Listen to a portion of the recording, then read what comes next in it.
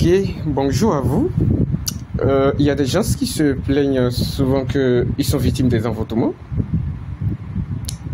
et qui ne comprennent pas des causes, ce qu'ils ont fait aux gens si les gens les attaquent.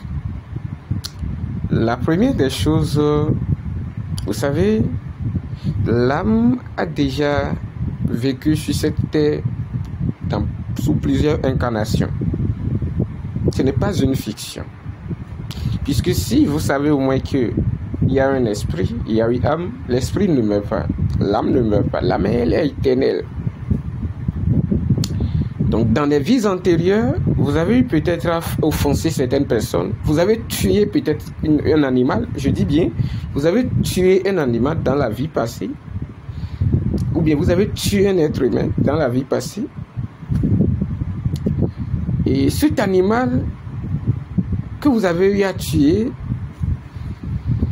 s'est battu à travers plusieurs incarnations pour devenir peut-être une personne influente ou bien puissante dans cette incarnation. Ou vous incarnez dans cette incarnation, vous êtes faible.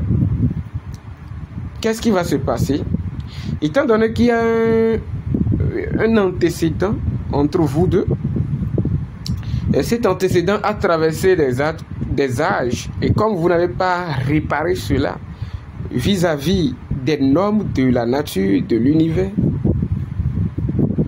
celui que vous avez tué il y a de cela 3000 ans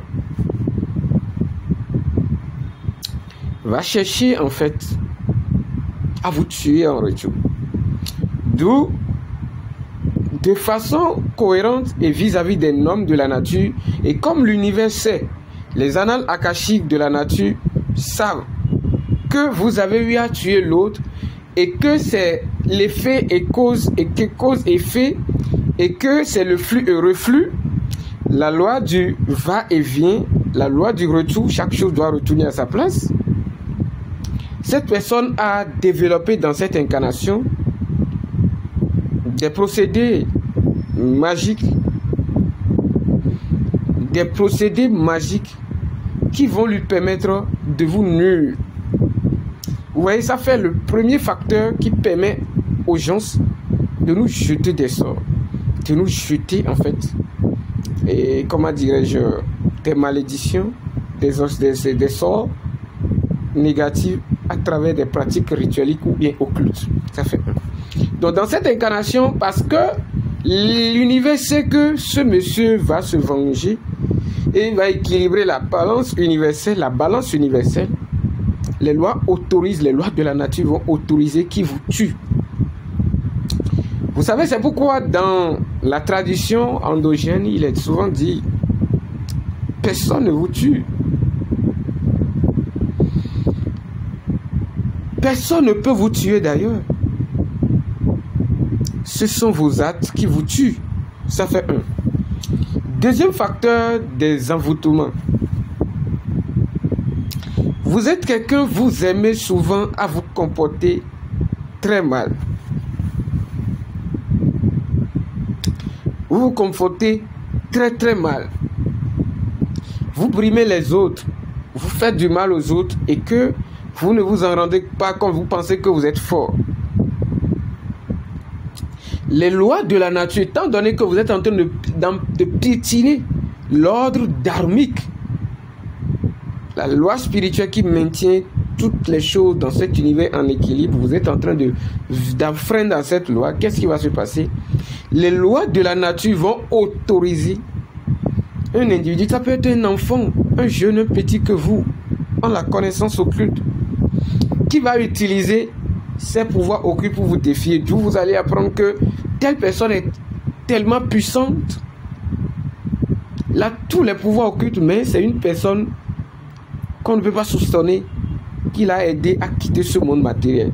Ça, c'est les lois de la nature qui autorisent que quelqu'un soit tué par les lois de la nature. Oui, quelqu'un soit tué par les lois de la nature à travers un individu. Vous voyez un peu? Quelqu'un soit tué par les lois de la nature à travers un individu.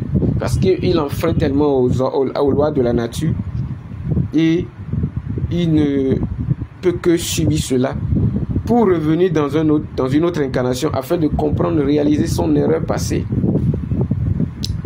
L'autre chose, nous naissons en fait dans un environnement hostile qui est déjà miné par des pratiques maléfiques. Et quand nous venons dans ces milieux, au lieu de contrôler nos propres actions, nous voulons paraître, nous ne voulons pas chercher refuge en Dieu. Ce faisant, étant dans un monde démoniaque, on est confronté aux hostilités mystiques de ces environnements, d'où il y a nécessité de chercher des armes spirituelles puissantes pour se protéger afin de mieux vivre dans ces milieux. Vous allez voir, ce sont des caractéristiques, des 3 grands facteurs à partir desquels les êtres humains subissent des envoûtements. J'ai parlé du cycle karmique, j'ai parlé de nos actes, et j'ai parlé de certains milieux qui sont naturellement hostiles comme ça aux attaques maléfiques. C'est égal à la magie noire. Donc quand vous naissez dans ces milieux, l'univers vous a permis de naître dans ces lieux afin d'aller découvrir d'autres armes spirituelles plus puissantes pour pouvoir déloger certains nombres d'entités dans ces milieux et permettre aux autres qui subissent les mêmes choses de prendre conscience de ces âmes afin d'équilibrer l'énergie vibratoire de ces milieux. Vous voyez un peu? Mais quand vous ne comprenez pas cela, vous allez croire que vous êtes victime de quelque chose. Soit vous êtes victime de votre ignorance, soit vous êtes victime de vos propres actions passées, soit vous êtes victime du manque de connaissances ou bien des armes, de la connaissance que vous n'en avez pas. Vous subissez tout dans cette vie. Il y a des choses qu'on peut subir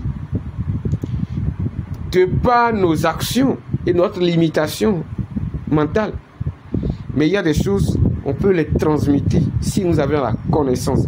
Mais nous, ne cherchons pas autre chose que prendre refuge dans le Dharma. Parce que je vous dis, la plus grande protection, c'est de prendre refuge dans ce que nous appelons le Dharma. Paix à toi qui me suis, paix à toi qui aime ce que nous faisons, paix à toi qui cherche à marcher sur le sentier noble. À bientôt, à très bientôt. Mala